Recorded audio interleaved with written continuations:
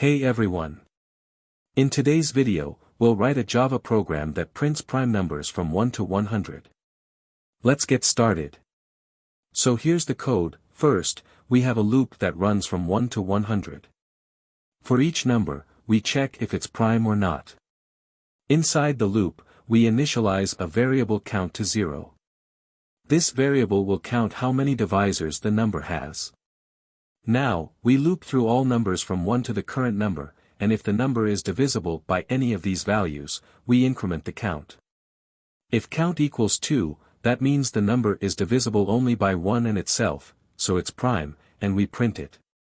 Here, I%j == 0 checks if the number I is divisible by j.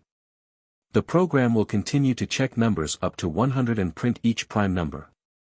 So that's how you can print prime numbers in Java.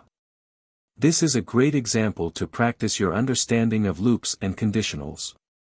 Feel free to modify the code and try finding primes in a different range.